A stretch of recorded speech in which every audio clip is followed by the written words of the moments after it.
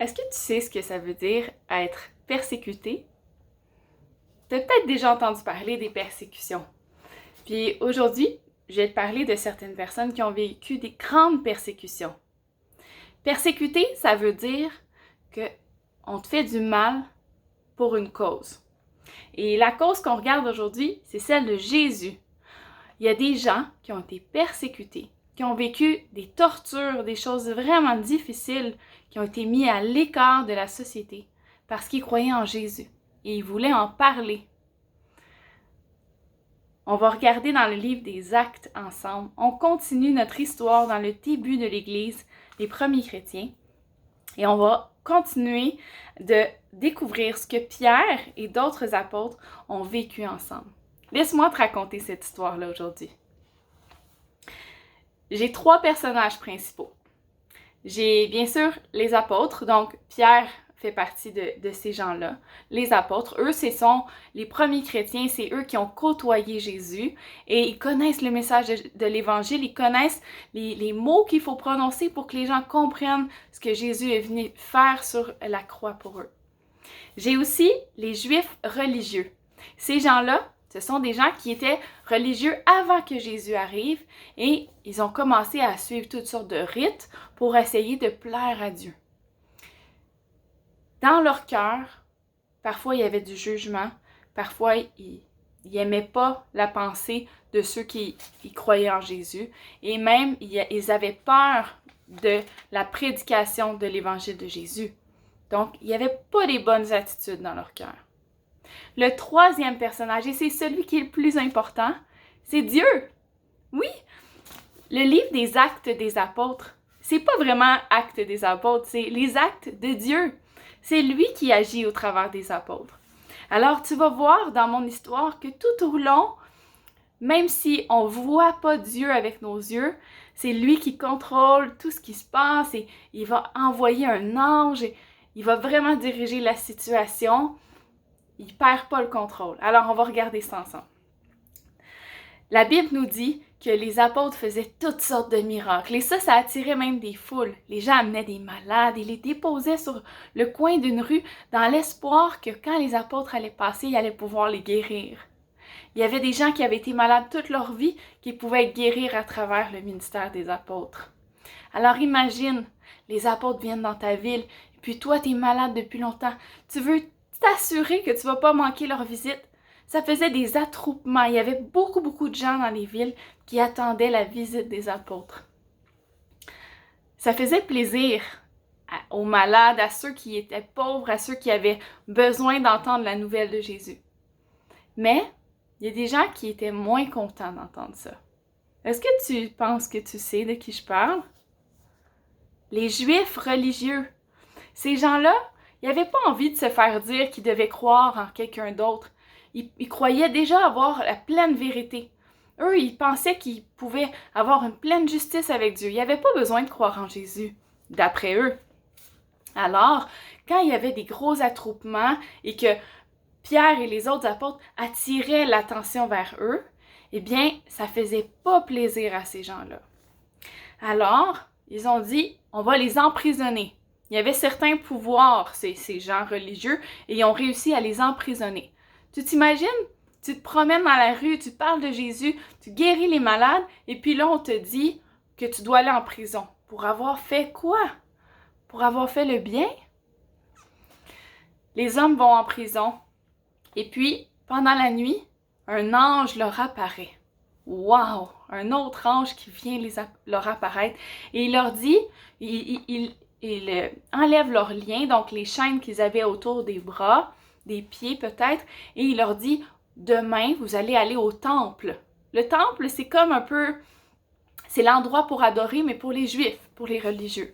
Vous allez aller au temple et vous allez expliquer ce que Jésus est venu faire sur la terre pour nous. Vous devez aller là demain. Alors, les apôtres, c'est ce qu'ils font. Le lendemain, première chose qu'ils font dès le matin, on se lève, on s'en va au temple, on obéit à ce que l'ange nous a dit. L'ange que Dieu a envoyé. Une fois arrivés au temple, imagine-toi, bien sûr, les Juifs, ils pensaient qu'ils étaient toujours à la prison, alors ils étaient vraiment ébahis, étonnés de voir qu'ils étaient plus à leur place et qu'ils ont réussi à sortir. Ils ne comprenaient pas. Encore une œuvre miraculeuse, encore un miracle que Dieu a opéré pour approuver le message des apôtres. Au temple, ils vont encore une fois prêcher et ça va déranger beaucoup les Juifs. Plus particulièrement, un groupe de Juifs très important qui s'appelait le Sanhédrin. Alors, c'est plusieurs grands prêtres, des gens religieux, très religieux, très aimés par le peuple juif. Alors, ces gens-là s'occupaient de juger certaines situations. Et là, le Sanhédrin demande aux apôtres de venir les voir pour qu'ils puissent analyser la situation, juger qu'est-ce qui se passe avec ces hommes-là qui font des foules dans la rue et qui dérangent la paix de notre ville, hein, qui créent trop de bruit, trop de mouvement dans notre ville. Et puis, le Sanhédrin discute. Il dit, pourquoi est-ce que vous nous accusez d'avoir tué votre Jésus? Pourquoi est-ce que vous faites ça, là? Faire une mauvaise réputation de nous dans la ville. Et ensuite, il y a un homme qui va demander, qui s'appelle Gamaliel. Il va leur demander aux apôtres d'aller à l'extérieur et il va commencer à discuter en montrant que peut-être c'est une meilleure idée de ne pas s'attaquer à ces gens-là, pas s'attaquer aux apôtres, parce qu'il va avoir peur. Laisse-moi t'expliquer. Gamaliel avait compris que si tout le peuple aimait beaucoup les apôtres et aimait beaucoup Jésus, et que le Sanhédrin attaquait Jésus et les apôtres, tout le peuple allait protéger les apôtres et s'attaquer au Sanhédrin. Alors, il dit, il ne faut pas qu'on s'attaque à eux trop vite. Attention, laissez-les partir. Et si c'est quelque chose de faux, ce qu'ils disent, si c'est pas vrai, c'est des histoires inventées, ça vaut pas la peine, eh bien, ça va s'éteindre, on n'entendra plus parler de ça. Si c'est vrai, ça va continuer. Puis, vous aurez été content de ne pas avoir arrêté quelque chose qui vient de Dieu. C'est incroyable ce qu'il a dit, cet homme-là, cette journée-là. Il était en train de dire que si les chrétiens réussissaient à passer à travers l'âge, à travers les années, à travers les époques, c'était un signe que ça venait vraiment de Dieu. 2000 ans plus tard, aujourd'hui, on croit au christianisme, on croit encore que Jésus est venu sauver la terre à travers son sacrifice sur la croix. Est-ce que c'est pas une preuve que c'est vrai tout ça? À travers les époques, cette histoire-là a traversé. La Bible est encore entre nos mains. Peux-tu croire? Quel privilège, quelle preuve que Christ est vraiment venu pour nous. Finalement, au début, le Sanhédrin, il pensait faire mourir les apôtres. Aïe. Mais avec leur discussion, avec ce que Gamaliel a dit, ils ont décidé de faire une sentence moins grande. Ils ont dit, on va le lapider. Lapider, ça veut dire recevoir des coups dans notre dos. C'est une sentence très dure, surtout pour des apôtres qui n'avaient rien fait de mal, sinon prêcher que Jésus était mort pour eux. Mais les apôtres vont recevoir leur sentence avec une paix intérieure. La paix que Dieu les avait envoyée au temple. C'est un ange qui leur avait dit d'aller là. Alors ils savaient qu'ils faisaient la volonté de Dieu. Ils savaient que c'était l'endroit où Dieu voulait qu'ils aient. Même s'il y avait des persécutions, même s'ils ont vécu des choses qu'ils ne méritaient pas vraiment. J'aimerais te montrer quelques choses importantes dans cette histoire-là. La première, je vais te faire voir que Dieu permet des épreuves pour nous amener à un endroit précis. Alors, laisse-moi t'expliquer ça. As-tu réalisé que Dieu a demandé à Pierre, a envoyé Pierre en prison et qu'une fois qu'il était en prison, il a réussi à aller devant les gens les plus importants de la religion juive? Imagine-toi, Pierre, il est en prison pour avoir rien fait de mal. Mais dans le fond, c'est Dieu qui l'a envoyé là parce que ça lui a permis d'aller devant le Sanhédrin. Et devant le Sanhédrin, dans la Bible, on voit qu'il a pu prêcher l'Évangile. Il explique parfaitement, il explique complètement que Christ est mort pour les pécheurs. Et que c'est Dieu, le Dieu des ancêtres, qui a ressuscité Jésus. Dieu l'a élevé à sa droite comme prince et sauveur pour donner à Israël la repentance. Alors Pierre a une opportunité qu'il n'aurait pas eue s'il n'avait pas été en prison. Peut-être qu'aujourd'hui, tu te questionnes pourquoi est-ce que je vis ce que je vis. Peut-être que tu as des épreuves que tu ne comprends pas. En tout cas, moi, j'en ai. J'ai des épreuves que je ne comprends pas dans ma vie. Pourquoi Dieu permet ci ou ça? Pourquoi est-ce que je dois attendre pour ça? Pourquoi est-ce qu'il y a un virus en ce moment? Pourquoi est-ce que... peut-être tu te questionnes pourquoi est-ce que mon papa a perdu son travail? Peut-être tu te questionnes pourquoi est-ce que j'ai pas vu ma famille dans un autre pays depuis si longtemps? Eh bien, rappelle-toi que Dieu est en contrôle.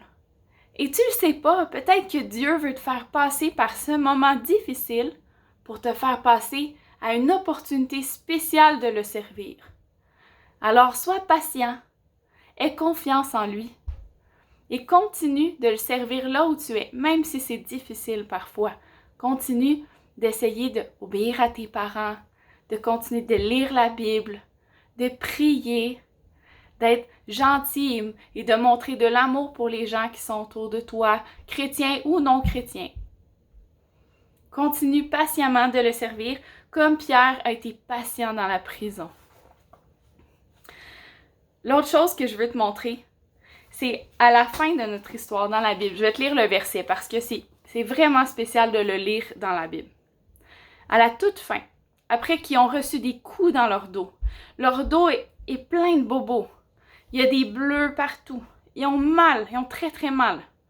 Et ça dit, les apôtres quittèrent le Sanhédrin, donc ils ont quitté ceux qui ont donné la conséquence.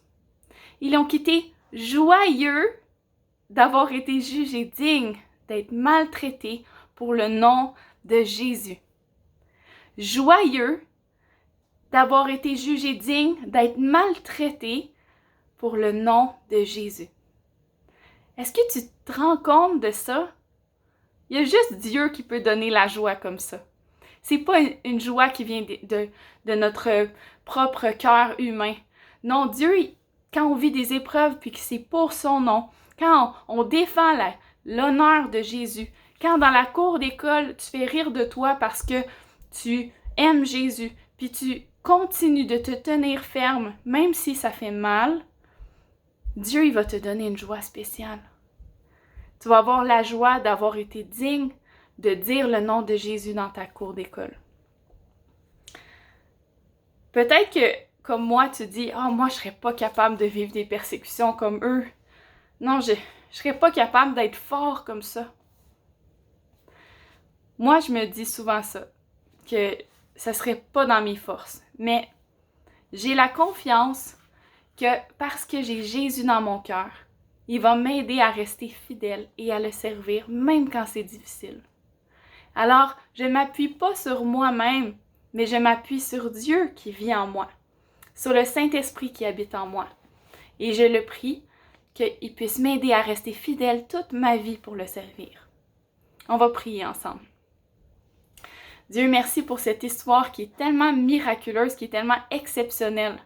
C'est une histoire inspirante des héros qui ont réussi à tenir ferme devant les autorités, même quand c'était difficile. On te prie que tu puisses, Seigneur, habiter le cœur de tous les enfants qui m'écoutent, si ce n'est pas déjà fait, qu'ils puissent venir devant ton trône, puis demander pardon pour leurs péchés, puis te donner leur vie tout entière, Seigneur. On te prie que tu puisses nous donner la force et la joie au travers des choses difficiles qu'on peut vivre en tant que chrétien. C'est au nom de Jésus que je te prie. Amen. Merci. À la prochaine.